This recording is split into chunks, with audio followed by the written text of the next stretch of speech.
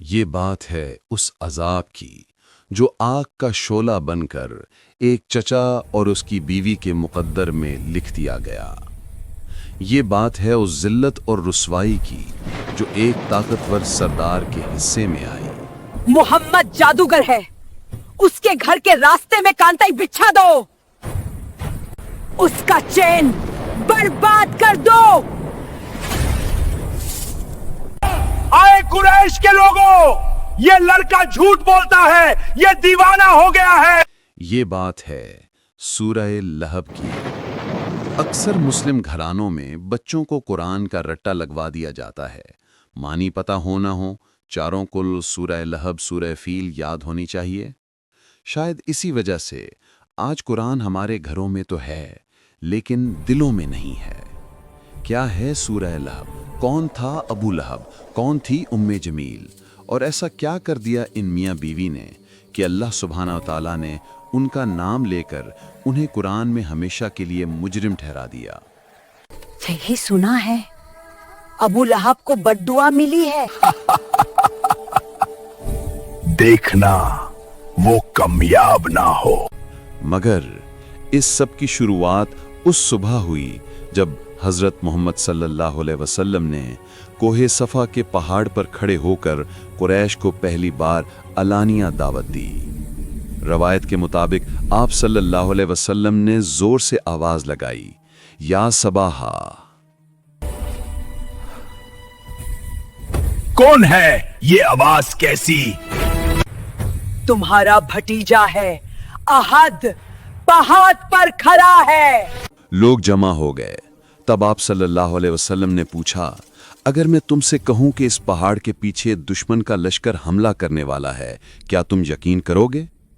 سب کے جواب سن کر کہ آپ سچے ہیں، آپ صادق ہیں، آپ امین ہیں، آپ صلی اللہ علیہ وسلم نے فرمایا، تو سنو، میں تمہیں ایک سخت عذاب سے خبردار کرتا ہوں اور صرف ایک رب کی عبادت کی طرف بلاتا ہوں۔ یہ سنتے ہی ماحول بدل گیا، چہروں پر حیرانی اور سناٹا چھا گیا، اور پھر وہ آدمی غصے سے بھرا ہوا کھڑا ہوا۔ تو ہلاک ہو لوگوں، یہ پاگل ہو گیا ہے۔ کیا اسی کے لیے تو نے ہمیں جمع کیا تھا؟ وہ شخص کوئی اور نہیں، رسول اللہ صلی اللہ علیہ وسلم کا سگا چچا ابو لہب تھا۔ یہ وہی واقعہ ہے جس کا ذکر صحیح بخاری میں حدیث نمبر 4972 میں بھی ملتا ہے۔ ابو لہب کے ظلم میں کمی نہیں آئی۔ وہ آپ صلی اللہ علیہ وسلم کے پیچھے پیچھے جاتا، آپ کو جھٹلاتا اور آپ کے خلاف بازاری لڑکوں کو اکساتا۔ اس کو تنگ کرو تاکہ یہ باز آ جائے۔ اس کا کہنا نہ مانو۔ اور اس کی بیوی ام جمیل، جسے حمالۃ الحطب کہا گیا، وہ راتوں کو آپ صلی اللہ علیہ وسلم کے گھر کے راستے میں کانٹے اور تاریک لکڑیاں بچھاتی۔ انتہا تو جب ہوئی جب اس نے اپنے دونوں بیٹوں کو حکم دیا کہ وہ رسول اللہ صلی اللہ علیہ وسلم کی بیٹیاں ام کلثوم اور رقیہ رضی اللہ عنہما کو طلاق دے دیں۔ جب یہ ظلم انتہا کو پہنچے تب اللہ سبحانہ و تعالیٰ نے سورہ لہب کو نازل فرما دیا۔ اب ان 5 آیات کے معنی کو سمجھتے ہیں جنہوں نے ایک شخص کا انجام دنیا اور آخرت دونوں میں طے کر دیا۔ آیت نمبر 1، تبت یدا ابی لہب و تبا۔ ابو لہب کے دونوں ہاتھ ٹوٹ جائیں اور وہ برباد ہو جائے۔ آیت نمبر 2، ما اغنا عنہ مالہ وما کسبا۔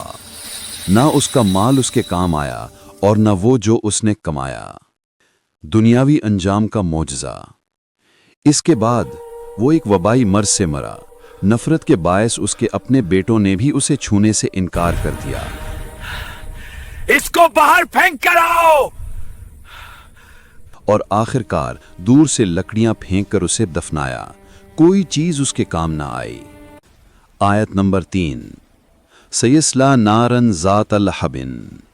وہ عنقریب شعلوں والی آگ میں داخل ہوگا۔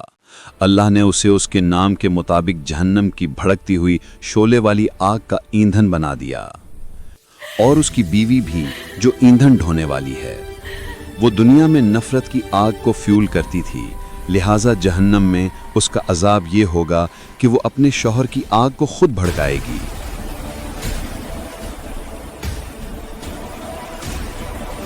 اس کی گردن میں کھجور کی چھال کا ایک رسہ ہوگا، یہ رسہ اس کے دنیاوی تکبر اور زیورات کا بدلہ ہوگا۔ معجزہ، وہ دونوں ساری عمر زندہ رہے مگر کافر مرے۔ سورہ لہب قیامت تک قرآن کے کلام الہی ہونے کا ایک جیتا جاگتا ثبوت ہے۔